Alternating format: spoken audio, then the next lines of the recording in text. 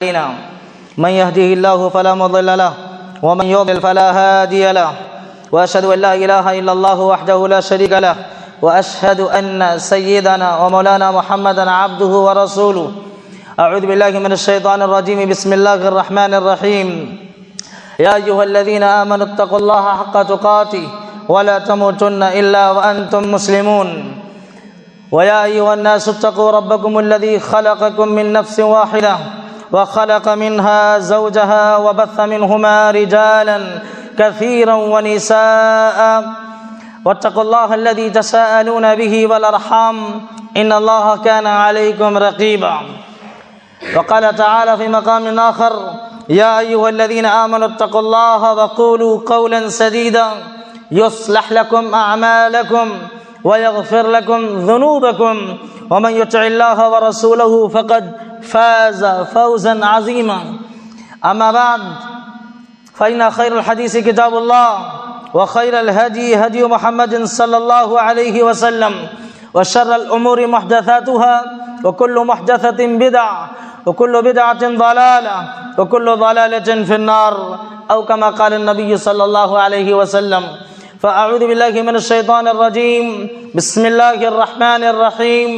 إنه لتنزيل رب العالمين نزل به الروح الأمين على قلبك لتكون من المنذرين بلسان عربي مبين.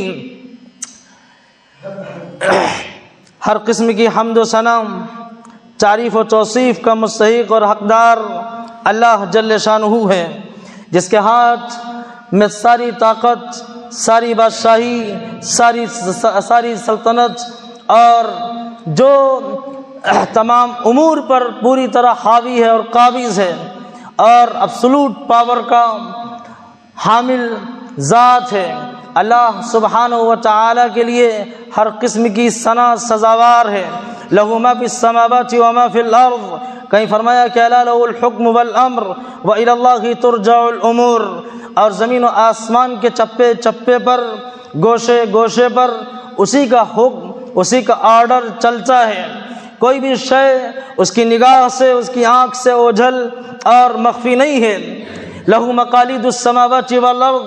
اور کہیں فرمایا کہ لا يعزب عنہ من مثقال ذرة في الارض ولا في السماء ولا اصغر من ذلك ولا اکبر الا فی کتاب مبین. اور اللہ سبحانہ و تعالی تمام خوبیوں کا منبع ہے اور تمام خوبیوں کا سرچشمہ ہے.